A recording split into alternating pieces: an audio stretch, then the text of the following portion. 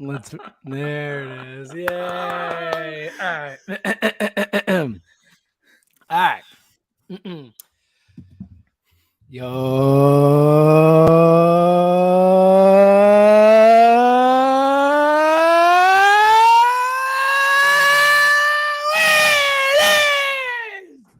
Another edition of the High Hopes podcast. It's finally here, Fritzy. We can do it. We can say it. We can say it. The Phillies are back. They're back. They're back. They're back. They did it. 7 of 8. They take 2 of 3 against the Braves. Handle business. Today, one of those rare wins where the bullpen, like each of the guy comes in and gives up a run. You're like, uh-oh. And then we just keep scoring runs. Like, what a nice win. What a good-looking baseball team for the first time all season. I know they're still under 500. There's still ways to go. But, like, nice to enjoy a little baseball for a difference, buddy. How you doing, pal? Doing great. They even messed up a perfectly executed bunt by Garrett Stubbs and nice safety squeeze. At least they got the run out of it. Couldn't even just execute that perfectly right. And I will be honest, while I am very excited to say the B word, the Phillies are back. Let me just get that out of the way. No doubt. They are BACK. How's that for spelling? I'm impressed. Thank you. But get me on in your history. Yeah. Get me on what is the spelling bee, whatever, but I forget what it's called this one. Scripts, right. Yes. There is a part of me, and a big part of me, frankly, a beyond large portion of me, that is very worried about using the B word before a 4-game series in Arizona. In like AK hell for the Phillies. Like, we always suck out there, and it's usually when the Diamondbacks suck. Like, the Diamondbacks are awesome. Diamondbacks are down like 5-2 in the 9th today, or 5-2 in the 8th, 5-3 in the 9th. They won 7-5. Like, dude, yes, it's a really good point. Very worried about it, but yeah. I'm not letting that deter me. 2 of 4. Split. That's fine. I will be so happy. It'll be the most. I know we were like that Brave split. We were like, oh, that was fine. But we were like really happy. Like, I will be happy if they split with the Diamondbacks, honestly. Yeah. I mean, the Diamondbacks are good. We avoid Gallen, which is big. Yeah. So not having to face Gallen is a massive win. But regardless, they went out this weekend against the Dodgers team. That was a big, measuring stick for this team. And they went out and took care of business. Friday night, I think you could easily make the case of okay, they allowed the home run or Strom had the disaster inning or whatever. And that's the reason why not to believe in them. My main takeaway from Friday night was I thought they looked deservingly to be on the same field as the Dodgers. I thought they looked like a good team against the Dodgers. I'm not letting the bad inning from Strom throw me off what I think was a good win, a solid win, and something that they look like a good baseball team during. Saturday was a disaster. I mean, it's just from the jump, just one of those games. One of those games. And then today, they just went out. They didn't let yesterday carry over into today. Every single portion of the team is pretty good. The funny part is that the bullpen's been the thing that's been unbelievable recently. And today was the day that all the studs just didn't have good days. Nope. They just did not have good days today. Nope. So other than Kimbrel. Yeah. So it's great. And it's been hard to, especially when Schwarber hit the walk-off on Friday, been hard not to use the B word, be all in and keep fighting it. When they lost Saturday, I was like, yeah, it stinks. But if they go out and win today, it doesn't really matter. They went out and won today, played really good baseball besides the safety squeeze gone wrong. Taijuan Walker is brilliant. 12 it's been interesting. Shutout for Taijuan Walker. It's been interesting because obviously the main narrative around Taijuan Walker is can't believe we signed him. Guy's been really good for 5 starts now. And especially his last 2, just throwing with conviction, throwing up back into the mid-90s, which is what they need him to be at. And when you get that velocity back up, coupled with the splitter looks like it's dancing more. I have no idea what they did with it, but it just looks sharper diving down into the zone. they are the Taiwan Walker that we thought we were signing. I feel like is kind of coming around right now. Yeah, and that's huge. And then obviously Ranger on Friday night. Yeah, buddy. Presented by Miller Lite. Shout out to Miller Lite. We'll get to the Miller Lite account of the week later in the pod. But Ranger, awesome too. Third straight start where Ranger looked really good. Like against, again, a really good Dodgers lineup. And, you couple that with, look, and also they had 2 back-to-back walk-off wins in those games too. I mean, we did the pod on Thursday during the day before the Wheeler game, but the Wheeler, for them to have Wheeler give him 7 2/3 no hit, and then to lose that, and then lose the lead again, coincidentally on a bunt, scoring a run, or at least to tie it, and then they give up the run in the 9th. For them to battle back and get the Clemens walk-off, and then the next night to have the lead and to get a great outing from Ranger and blow it, and then to get that Schwarber walk off, and for the bullpen to come through after that, it was those were really, really nice wins. Like those are things that get you hopeful about the team, and then you lose 9-0, and it's like, all right, tomorrow's gonna tell me a lot. Like it's gonna tell me a lot about this baseball team. Like those days happen, especially it seems there Noel on the hill, whether it's him just pitching mediocre to bad, and then simultaneously the offense just clamming up when he's on the hill. But today, for them to come out and, like we said, win a baseball game where even the bullpen wasn't great, and they kept just scoring runs and kept providing a cushion and getting enough where it was like a comfortable win today against the Dodgers. It's huge, man. It's huge. And again, to your point, look, they're going to do 4 in Arizona right now. They are like close to 10 games under on the road. So, it's hard to really say, oh, they're super back when, they can't win a road game and these games come at home. So that is a test and a hurdle that we still need to see them clear, especially with the history of the last few years as a road team. We've had those conversations, prior to halfway through last year. I feel like every year we're like, this team needs to learn how to win on the road. So, and I think it's more fluky than not, but they got to win on the road, and they got a tough road series coming up here. So it's a good barometer to start. But look, I think, and especially with the 3 wild cards, I think they've righted the ship.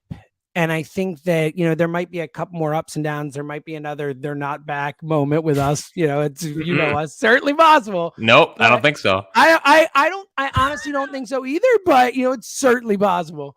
But I do think that, they've righted the ship, and they've showed us that, they're going to be in this thing, and they certainly have the potential to go on a run, Well, yeah. And the scariest part for me is that beginning of the season, so they started 1-5, and I was furious. And then they righted the ship from then, and it was like, okay, I can let my guard down a little bit. Like I don't need to be all wound up if they lose games. If they win games, that's what they do. They are a professional baseball club. But then they went to this. They weren't professional. They're getting thrown out all the time, and they're playing crappy baseball, and Thompson's making bad decisions. And it's like, oh wait, what? By the way, pulling Walker today and that working out was probably the upset of the century. It was 83 pitches. I was like, what are we doing here, buddy? You're flying to Arizona tomorrow. By the way, we really should say they have to win 2 of 3 in Arizona, because tomorrow is as much of a Doc Rivers sponsored schedule loss. It's 4 in Arizona. You're right. That's what I'm saying, though. They need to, if we want them to split, they need to win 2 of 3 is what I'm saying. Because tomorrow is as scheduled loss as there is a scheduled loss. I mean, let's be honest, unless unless they shove, Sounds like you're doubting Dylan Covey in this spot. Yeah, right. So bulk innings Dylan Covey. I mean, I think I would call this game a scheduled loss if Wheeler was on the hill. Like the Sunday game flight to Arizona for a Monday night game just feels like a total loss. Well, will this help make you feel better? Is that maybe Bailey Falter starting the game? Oh yeah, you're right. The stopper. Everything's fine. Everything's fine. Hey, there was a moment where we called the man the stopper. Yeah. So yeah, obviously, but what worries me, and what worries me is that I genuinely feel the way that you do, where it's like, okay, they're gonna be in it. You don't have to overreact. You don't have to freak out about bad losses. It's a baseball season. It's a long season that they're gonna happen, and the Phillies are gonna be in this thing. And kind of my mindset right now is get me to August. Get me to August at 500 or above 500. and I'll feel pretty good about where we're at because I think August is that month where they kind of take off.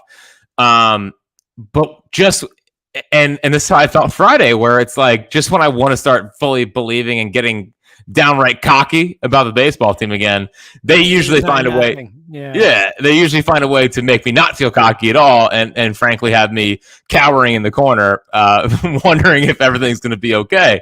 So, but what they've shown and how they've played, and now that like you see what Schwarber's doing at the top of the lineup.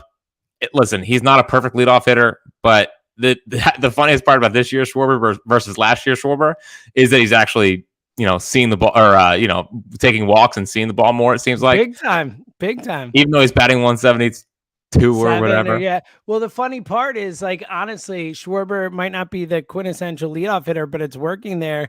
Trey Turner isn't the quintessential cleanup hitter, but he's a freaking stud there. So, and that's what I was just about to bring that up because I wonder what Thompson does. He batted Turner 2 today. Yeah. He batted Turner 2. He had a good day with 3 hits, I mean, 3 runs. Yeah. I said this last. I mean, that we could joke about the Phillies being back, but like maybe they were not back, whatever. Trey Turner is back. Like, he feels back. Totally. I mean, hitting the ball hard. He hit the ball at the ballpark against the Tigers. Could have had one the next night. He's hitting the ball like off the wall all weekend. I mean, I think he has 8 hits on the homestand. He's even playing better defense. He's stealing bases again. Like, it's like he's like looks like a different human. Like, it's crazy. It's like, oh my God, that's Trey Turner. It's like, oh, that's the guy. I love that. That guy's awesome. Yeah. Yeah. And what's interesting is that tomorrow they're facing Tommy Henry, who of course is a Cy Young winner. Owned him last time. He's a Cy Young winner. I think it's smart to bat Turner 2 and keep Harper 4, just so we avoid the lefty nonsense. Like, there was nothing more eye-opening, and frankly, it felt like the most advanced scouting kind of thing I'd seen from a team. And we know the Dodgers they're smart today team. With the opening with the lefty. I know. Well, but they did it Friday too. Yeah, they did it Friday at work because Harper was in the 3-home more. Today, that might have been why Thompson moved him back, knowing they were going to do that. But yeah. Yes, that is why Thompson. It's smart baseball, though. This smart baseball, man. That is why Thompson moved him 4. Yeah, exactly. Yeah. Either way, it's awful for baseball, and I hope it stops. And I hate it. I feel like we've watched 4 bullpen games out of the last 5. Like, it's just. Well, we actually saw the Tigers do the exact same thing. I guess they didn't. They started the game with we did the pod actually, and it was like the Reese Olson game. And I'm like, who the hell's Reese Olson? And then it wasn't Reese Olson. I'm like, wait, what? Did Jack get this wrong? And then it was like actually Reese Olson. He actually pitched well, but anyway. Yeah, so like it felt so advanced scouting by the Dodgers of like, okay, we're just gonna throw a bunch of lefties at him and see if we can steal a game. And I mean, again, I don't think I've seen a bullpen have 5 lefties in it until this series. Yeah, I mean, holy cow. Well, it's funny too because the Friday game, the Phillies won only using lefties, which is ridiculous. Like 4 lefties on Friday. The Phillies only used Ranger, Strom, Soto, and Alvarado on Friday, which is like, that's ridiculous. Like, yeah, we are the left-handed pitching factory. Yeah, but then the Dodgers do it. Yeah. So anyway, yeah, I'm with you. It was fascinating baseball, but I agree, it's annoying. It is annoying. Yeah. But if the Phillies don't turn it around against left-handed pitching, I mean, this is what teams are going to do against them. I mean, it's just what it is. Like, I thought it was big that Marsh had 2 hits against a lefty today. Like, hopefully that keeps him in the lineup. It's a shame that there's no Steve. Stott again continues to look, competent and solid against lefties. It's a shame there's no Steve Pierce that Dave Dombrowski can trade for, that can just like hit lefty pitching and everything will be Turner, fine. Theoretically, that should be huge if he's hitting again. Like, all of a sudden Turner can come in and crush left-handed pitching for you, Well, he's only been he's only been like a career 320 hitter against lefties. His own left-handed pitching his whole career. Like, he's just been horrible against everybody. But like, if he's Trey Turner again, like that could be big, And it was it Wentz he homered off of in Detroit? I think it was. Anyway. Yeah. So obviously Tommy Henry on the bump. I would keep Harper at the 4 and just make sure that they don't try to do this whole lefty nonsense kind of thing. I'm sure we're going to see a ton of Andrew Chafin this week against us. Your guy's so annoying. Oh my gosh. Great beard though. Great mustache. And he's good. But either way, I thought that was interesting the way the Dodgers approached it today. And I just hope that Now he scored 7 runs, so like that was good. But hopefully that's not something that teams look for as like something that could be the kryptonite to the Phillies offense, is just throw a bunch of lefties at them. Like the right-handed hitters on the Phillies have to do damage. And like right now it's Turner, it's Castellanos. Like again, that home run today was shocking. Yeah, it was shocking. Other than when you take into account, the 95 collapse, it's like, oh yeah, Castellanos. That joke, it's like anytime anything happens, people are like, Castellanos homer. It's a little corny, whatever. I'll let it slide. I get it. But like Bohm right now, I mean, Bohm's at bats today were just atrocious. But I mean, he's his first game back, so I get it. Yep. So hopefully he can punish lefties. But like as we go forward here, seeing how they do against left-handed pitching, I think is going to be a big thing to watch for. Yeah, that and the road thing, I think, are really the two things. If you're looking at, obviously, the starting pitching needs to keep pitching well and all that. But let's get into that. A couple specific things with what we saw. Since we haven't talked in it, we'll get to Dodgers. We already talked about Taiwan, but quickly on Wheeler, just because we haven't talked since it, and dude did have his, at least from a no hits perspective, his best outing of his career. He was awesome. We talked about the Nola one where it was like he looked really good, but it never felt like, wow, like this dude's going to throw a no hitter here. Like I was like, oh wow, Zach. I didn't know if the pitches we saw, he was getting up there, but I was like, Zach Wheeler could throw a no hitter right now. Like he's locked in. What'd you think of Wheeler's outing on Thursday? Yeah, I mean, it was good to see more swing and miss from Zach Wheeler, because that's kind of what plagued him with the Nationals start. It was like he couldn't miss bats. Like it was frustrating because there was a ton of bleeders in there, but also he wasn't getting any swing and misses. So like, of course, you lend yourself to more bleeders when you're not generating any swing and miss. So that was good. Fastball location was good, and the good part about the Zach Wheeler start was that it just, you ever have like a feeling watching Zach Wheeler the last couple of years was just like, oh, he's just gonna go out and shove. Yeah. Like the no hitter thing was obviously a reach. Although it was funny that the starters had at least 5 innings of no hit ball against the Tigers in every start. Oh, I know. So it's like it says something, and you look at obviously there's more to hitting than average, as we know. But when they would show the starting lineup and the averages next to it, it was like a bunch of dudes hitting like 200, 220, 171. Like it was nuts. Maytown was their 4-hitter. I mean, I know. So it's good. I'm glad he went out and took care of business, because he didn't take care of business against the Nationals. Against the Nationals, it was bad. I mean, it wasn't. Yep. But I didn't, again, against the Nationals, I didn't think it was like, oh my God, cause for concern. It just felt like an off night. And I was glad to see him get back to being the Zach Wheeler that we had, been seeing before that. So yeah, I feel good about him. I felt good about Nola. It's still, and I feel better about Wheeler than I do Nola, but like it's still just so kind of hit or miss at this point, which is not what you really like to see out of your 1 and 2 starters. Well, especially, and I feel super confident that Wheeler is going to get back to a spot where at least, it's going to be more often dominance than not, or at least, close to dominance, whatever you want to say. The Nola thing that's concerning is even when it looks like he's doing great, like he keeps having that 1 inning, he'll look great for, 4 innings. It's like, wow, he's dealing. And then it's like, it's 4-0 all of a sudden. Like what happened?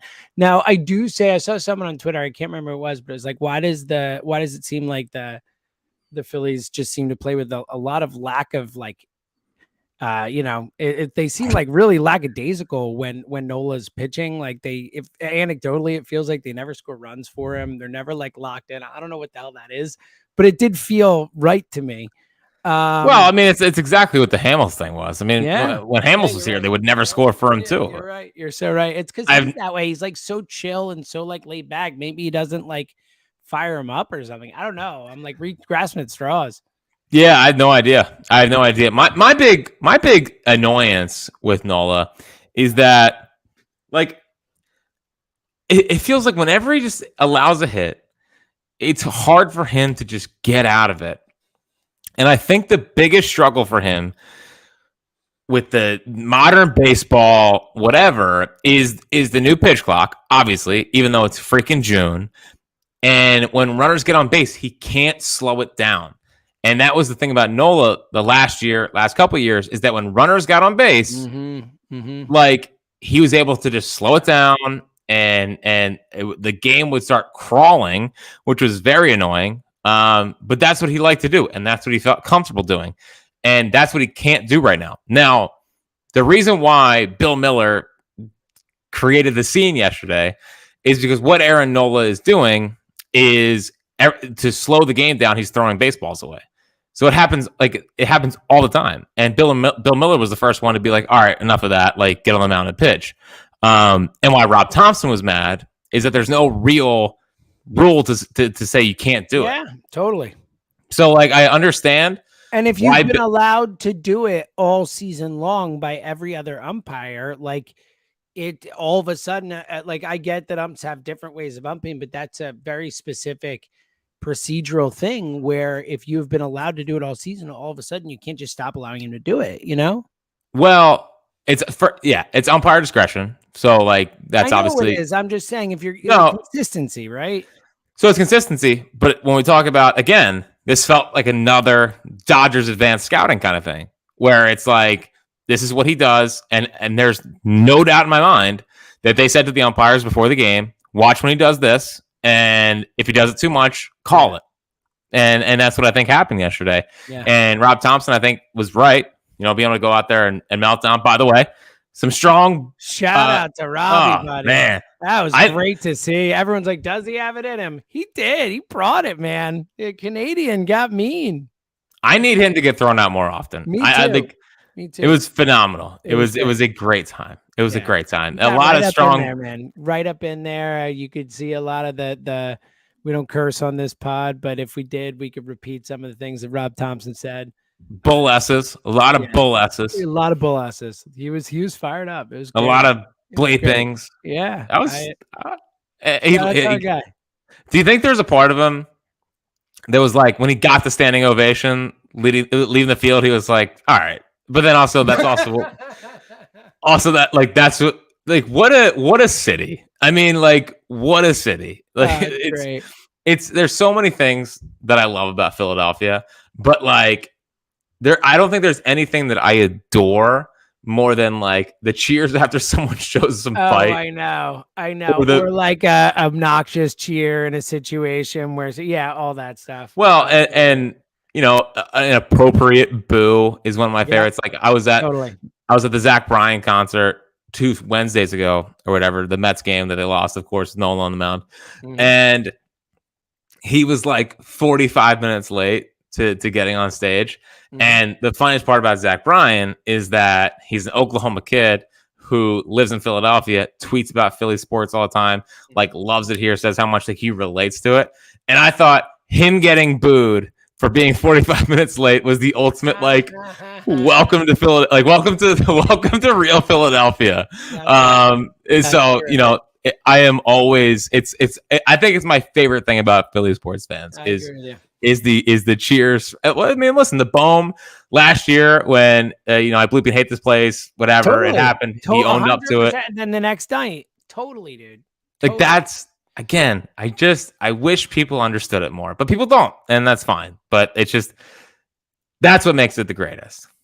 I totally agree with you. I think it's a fantastic point. All right, I want to fire off a couple more things, and we'll get to the take bag. But real quick, Ranger, we could just say Ranger back. Ben, I mean, like super back. He looked awesome again, and it's nice to see he's so casual still. Like he just. It's like Ranger. It's like you want to talk about like Nola and the pitch clock and all this like consternation. I can't like handle it. Like Ranger, it's like he probably doesn't even know there's a clock. He's probably just like So I've never been a teacher. I don't know if that's evident on this podcast or not. I think that's good to know. I don't think anyone knew that about you. So thank you for clarifying that. So, and I don't. Let me know if this doesn't make sense to you or not. Okay, but the way yes, it doesn't. But go ahead. The way that I comp Ranger Suarez is like Ranger Suarez for teachers is the good kid that doesn't screw up anything in the class. You know, Yeah. Okay. like I get that. That's pretty good. Like the kid who sits there is like raises their hand when the teacher needs an answer. yeah, You know, doesn't like always. reliable. Yeah, cleans up their stuff. That's shows up on time. What a good call by you. Love it. Yep. You don't have Just to. You just don't have to worry about Rangers fires. It's like we're good. exactly. Rangers good. Like said kid can come off the IL. He could maybe struggle for a couple Which was classes. honestly his spring training. I think if he had spring training and then like got hurt after his first start, I think he would have come back and just been fine right away. It's just they didn't have spring training, you know? Yeah, and I just like the most interesting part about Ranger is like people talk about stuff all the time. And they talk about like, his stuff's not overwhelming. Dude, Ranger was hitting 96 the other night. Like in the fifth, like when he went that 1, 2, 3, fifth where he struck out the side, he was hitting 96 and like spotting both sides of the plate. He and I don't want to say he's him because I think that this guy, when he's pitching at his peak here and with Cleveland, was a Hall of Fame caliber pitcher. Cliff But Lee. he continues to remind me of Cliff. Yeah. Like he reminds me a ton of Cliff, both from his mannerisms, like on the mound, just so nonchalant, gets it, goes to first. He gets the ball, goes. He's aggressive. He throws strikes. I think the curveball is the important pitch for him because I think if they just sit fastball changeup, he's a little bit more predictable. But just when they can sit fastball changeup, bang, he flips in a little curveball, and I think that is a game changer for him. Also, just had both sides of the plate just working. Fastball in was sitting 94 against like righties, which I think is really, really important. And then if he can like sit fastball in and get it in there and get it in on these guys' hands, and they start sitting on that, bang, he can throw that changeup away. Like I couldn't love Ranger Suarez more. Like he is such a treat. He is such a treat, and I continue to believe it, and I'll continue to say it. He is going to throw a no-hitter in a Phillies uniform at some point, and it's going to be over in like an hour and 45 minutes. It's going to be so fast. But I love him, and I have full confidence in him, and it's been great, and I'm glad that the first couple starts were a bit of an aberration. Yeah, clearly. I mean, he's been awesome again against the Dodgers. Like a really, really nice thing to see. And I love the Lee comp. I think Lee had better stuff, but Rangers, the mannerism wise and the way he goes about his business and the nonchalance and the coolness and all that, like absolutely. I think probably the biggest difference. Ranger seems like a wonderful guy. So probably a bit of a sweeter guy than Cliff. But I think he will come back for the 20-year reunion of the 2022 Phillies or the 10-year reunion. Come back for the championship reunion that we win in the next few years, hopefully, or multiple, as John Middleton requested. All right, one more guy I want to single out, and then we can get to the take bag, and you can add in anything else from the weekend you want to add in there. But I mean, if you would have told me that on June 11th, that Sunday, June 11th, we'd be doing a podcast, and I would be about to say the phrase, can you believe or can you imagine where the Phillies would be without Cody Clemens? I would say you're absolutely crazy. And I hadn't thought about it all, but someone pointed out on Twitter, and I apologize, I can't remember who it was, but someone pointed out. You're really good at saying someone tweeted something, but who was it? I don't know. I know. I'll try and look it up, but it was a great point because I hadn't thought about it because we just even when the trade happened, we're like, oh, Soto for Vierling, Maton, and Donnie Sands. Like, what a trade. This is great. Like Cody Clemens was part of that trade. Like that was a freaking heist, man. Like that Cody Clemens has been. And, look, I know it's still only June and it is in the grand scheme of things, a pretty small sample size from a baseball perspective, but man, I've been so impressed with this kid. And like, he has been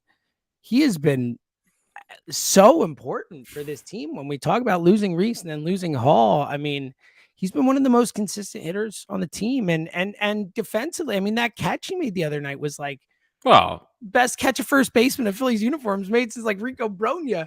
Like that was awesome, man. So, your thoughts on like the kind of Cody Clemens phenomenon and how much you think there's a chance that it can continue. Well, and the play he made today on Muncy was also a great play. He's been making a ton of really solid defensive plays. And I thought, baseball, I feel like baseball more than any other sport, it just kind of makes you chuckle when it comes to like that's a baseball thing. Mm-hmm. And like Cody Clemens, so technically he did not have 2 errors on Thursday against the Tigers. Even though, I mean, Josh Harrison picked that ball and threw it over there.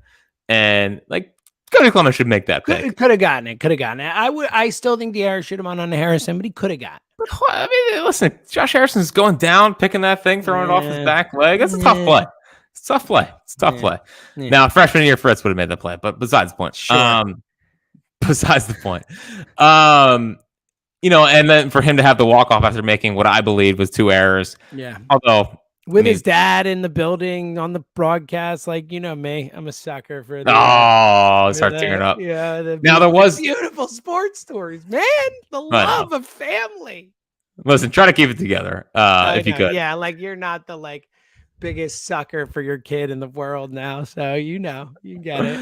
You like tear up just looking at Walker, like just looking at him, and the tears just start rolling down your face. Well, his first game, which needs to be baseball, like, you know, as we start molding him into a star. Obviously, baby Gronk is an inspiration. Oh my God, that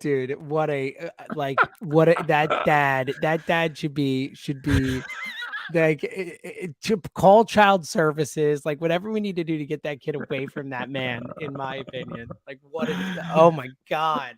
Yeah. Horrible parent. That's all I'll say. Well, listen, talk about inspirations. I'm just kidding. Just kidding. But yeah, so like, and there definitely was a huge part of me that was like, hold on. Like, I don't need Roger Clemens throwing BP to my team because I know how most pitchers work. You can't throw normal BP. It's like, I know. Yeah, totally. You know, he's throwing some splitters. Like if someone like hit a tank or whatever, you know, he's like maybe buzzing them up and in, you know, like recreating the Piazza kind of scene. But yeah, like Cody Clemens, first off, shocked. They just shocked. He's been pretty good. Absolutely. Honestly, it might be the single most shocking thing that's happened this season. And I had like no doubt he was hitting a walk-off in that moment. I was like, this is such a Cody Clemens kind of thing to do at this point, which is a weird statement to make that this is what Cody Clemens does. But yes, he plays really good first base defense, hits some balls hard. I mean, his OPS I think is still above 800, which is insane. Yeah, it's like he's still like top 5 on the team. And the thing that I'm most interested in is what happens when Derek Hall's ready to go. Mm-hmm. Because he's ready to go. Like, I don't really want to send down Cody Clemens. And I would rather play Cody Clemens. Like until he stops hitting, like I would play Cody Clemens over Derek Hall. I know they need power, and that gets a little, you know, that it makes it a little bit tougher to do that because Clemens will hit a couple homers, but he's not gonna, you know, hit that with Hall's power. But I trust Cody Clemens right now. Like until he stops making me trust him, like he's a good baseball player. Now he can play third. Bowen's back, so that doesn't really matter. Yeah, I mean, look, we're already gonna have Bohm at first with Sosa days and stuff. So like, you know, like whoever it is, like Hall or Clemens, one of those two guys will get. I mean, maybe they try and see if Hall can play when he comes back, and then make a decision after that. But you know, one of those guys is not going to play. Like, well, what they could do is, like, I mean, he's played second base in the past. If they wanted to move on from Josh Harrison, which would be fine. I mean, Josh Harrison, I don't remember a guy who's, and it's funny because I'm 41, but he's like 35. But I don't remember a player looking as old on the team as in recent memories. Josh Harrison like lumbers, or I feel like his like legs are going to snap when he's running. It's tough. Well, he did have listen, I will always have a soft spot in my heart for the home run against the White Sox. It's an important home run. He gave them some good insurance runs. Yes. Where would we be? He's earned his championship ring at the end of the season. Yeah. Yes. Well, yeah, more than Dylan Covey. I mean, what a statement. No. Yeah. I literally almost said no bleep. I literally came like this close to cursing. It was like, nope.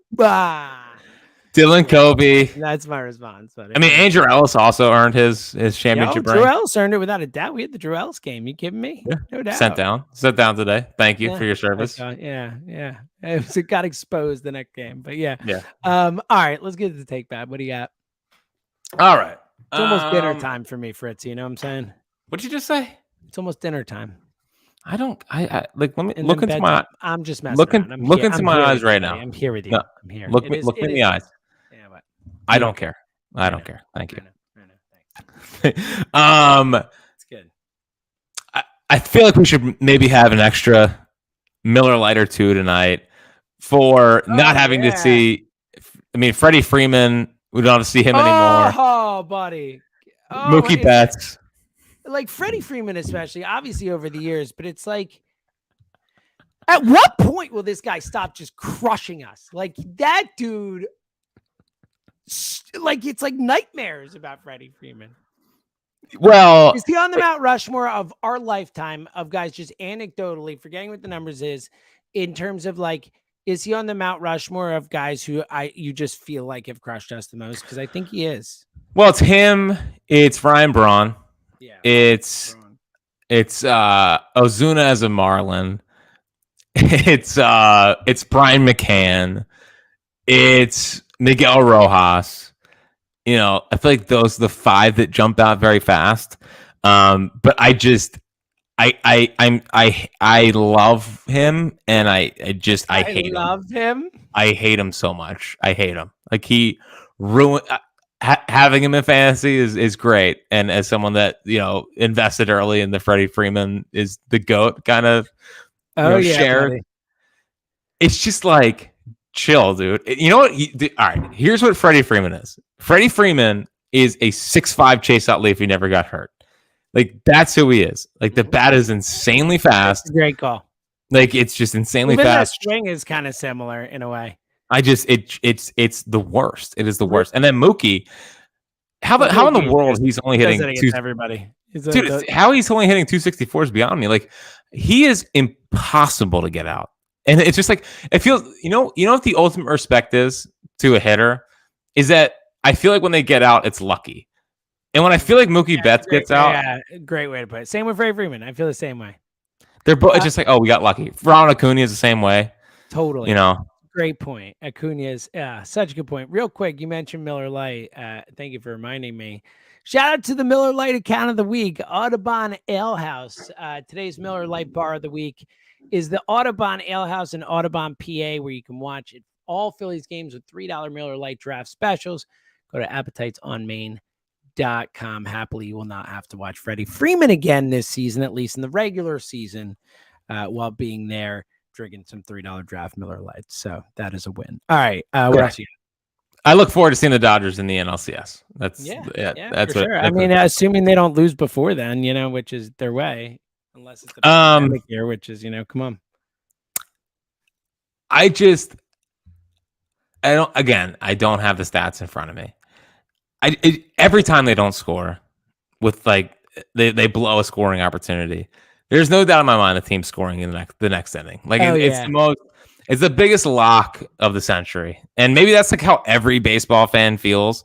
Like I watch every Phillies game, so like I feel like I know exactly what's going to happen on most nights. Mm-hmm. But like to no team more do I feel like it happens in the Phillies. It's just every time it's like they blow a scoring opportunity. It's like, oh well, there's no doubt in my mind. Like the fact that Nola got 2 quick outs yesterday after they didn't score. I was like, this doesn't feel right. Nope. And then bang, it was like, here's 3 runs. And yeah, I can't, it's part of the things that I feel like when Walker is getting older and he's starting to understand being a Phillies fan, like when he has his first moment of truly understanding how they never, ever don't allow a run after not scoring. And he says, Dad, like, why can't they do it? I'm going to be like, listen, welcome to the last like 34 years of my life, son. You know what I mean? Like that's the stuff that I look forward to as a parent, which I think is the right mindset to have. Yeah. That's pretty messed up, man. It's a dark path you're going down here. It's good. It's good. I like it. No one better. No, absolutely not. No. Terrific. No one better. Terrific. Yes. But bullpen games of the devil, and they're killing baseball. I hate him. I don't like watching him. I don't like thinking about him. I don't like anything about it. And I just don't know how. I don't know how they change it. It is what it is. It's the one of all the rule changes. It's like you can't be like, all right, well, your starter has to go. Starters sometimes, like some teams are showing enough dudes they can roll out there, and like that's why everyone always like makes fun of the innings eaters line. It's like, I don't want an innings eater. It's like, guess what? The reason innings eaters is a freaking thing is because guys who can go out and freaking start games and give you like 6 innings and not, crap to bed every time are valuable. Like it's just where baseball's at. It's a shame, but you're right. Like it's not coming back. I got a little fired up there. I mean, like, I didn't know you get so passionate about Aaron Harang. I mean, I was more getting passionate about the hate on the term innings eaters. I don't like it. Don't mess with it. It's a great. Yeah. No, we'll cut that. We'll send it to Aaron Harang, and he'll be like, yes. I appreciate it. Yeah, I think you will. I agree. I agree with you. I think the 2014 Phillies were just built on innings eaters. I think that's all they. That's all they were. Yeah. Although Michael Marriott got claimed by the Guardians yesterday, which I didn't think was buddy, possible. look at that. Do you remember Michael Marriott? Yeah, very, very, very vaguely. Dude, there's so many guys during that time where it's just like, how in the world did this guy dude, Michael Marriott, there's no way he's pitching the big since like at least 2016. There's like he was atrocious here. He reminds me, do you remember he's a 2016 Philly. Do you know how bad the 2016 Phillies were? Horrendous.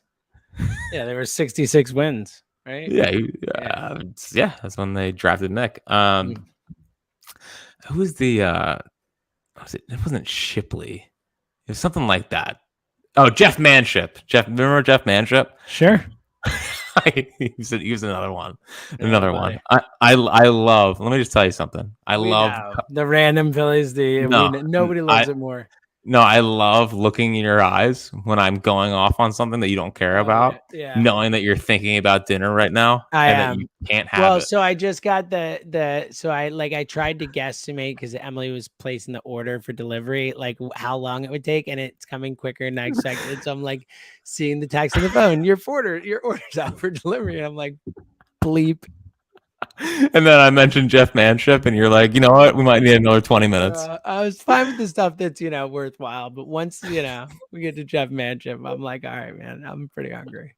Either way, cannot stand bullpen games. I would like, and there's no way to replace them. There's no way to like regulate them from happening. But it's just like, it's such part of what makes baseball great is like getting geeked up about a starter. And like this whole, oh my God, like I wish Dave Roberts, looking back on it now, like I wish Jorge Posada threw him out because like he would not have a job today if that was the case. Like it's just so insulting. Like just start the freaking starter, man. Well, like he's Michael Burrow manager. He's a horrible manager. Just start the freaking guy, man. Dude, preach. I'm with you. Can we just stop ruining baseball every single day of the year? The Los Angeles Dodgers. That's why you never win a World Series is because except for one, it's karma. It's karma. One Mickey Mouse year. Either way. But Trey Turner's very, very, very, very, very back. Yeah, dude. They couldn't execute a normal safety squeeze, which was just vintage. What is Brandon Marsh doing? Like it's like so I'll give him a little bit of like I'll try. I thought it was dumb, but he clearly fell for the pump fake. Of course he did, but bro, come on, man. He's Victorino. How many times do I have to tell you? Like he's Victorino. You're right. Him and Harper is the most likely to get caught in a dumb base running decision player on the team. Brandon Marsh is second. Well, and I just want to give a special kudos to Bryce because when he hit the ball off the wall after the Castellanos home run, I was like, oh, he's definitely getting thrown out at second base. Like I'm not at the game, but it felt like he's going to get thrown out at second base on this play. And he didn't. Yeah, so proud of him. Yeah, I agree. I felt the exact same way about it. So I don't want to do this. You know what I mean? I don't want to do this. And I don't want to bring down. I'm surprised it took you this long. I'm waiting on pod. Like, bring it. Come on. Well, first off, you have zero idea what I'm about to say. Oh, wow. Okay, look at this. I would put this at a 2% chance that you have no idea. That you have an idea. Okay, go ahead. I'm excited. So I don't want to bring down the podcast, and because I don't want to do that because I'm a positive guy and the Phillies are back, and the fact that they're back makes me more happy than life itself. But I can't stop watching Castellanos and thinking if you just did this last year, like we have what I was acting. You're right. We would be World Series champions. We do far and away without a doubt. Without a doubt. Like we wouldn't even struggle. We'd be like a 95 win team with the World Series title. Like, man. Yeah. So I'm sorry for bringing down the pod. I felt like it had. Look, like Trey figured it out in season. Harper that first season figured it out in season. You need the whole freaking year, Nick. It's a great. Well, let me ask you something before I continue. Like he's like feeble. Like you look feeble. Anyway, go ahead.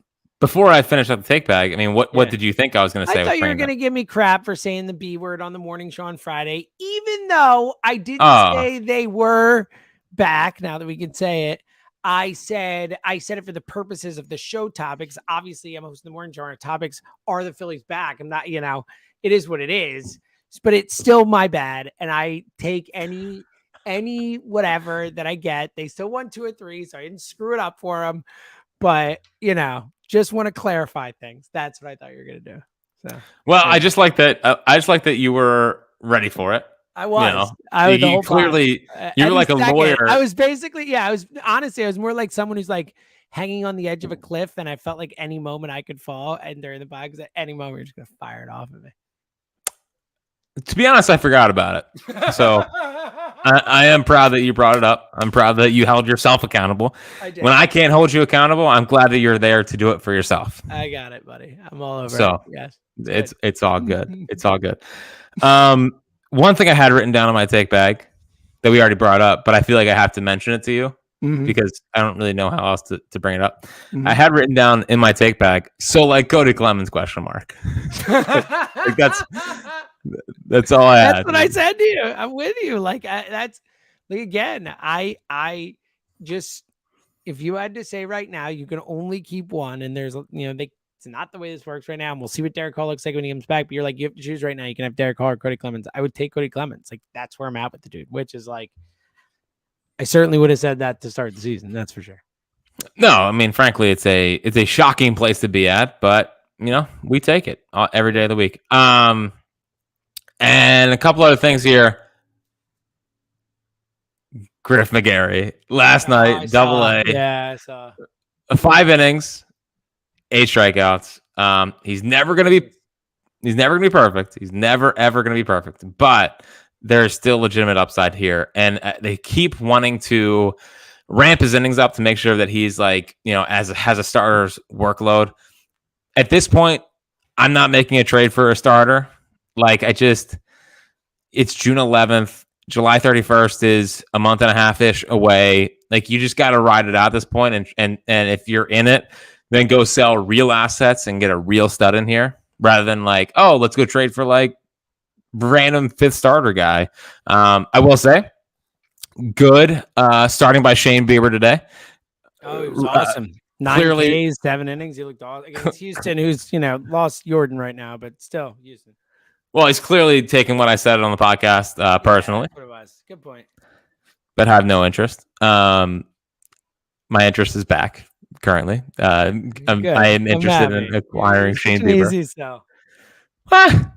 Interested in acquiring Shane Bieber. Either way, I still maintain that Griff should be up here in like 2 weeks. But whatever. Well, I guess we'll never know. But whatever. I think it's dumb to keep him down there for a while.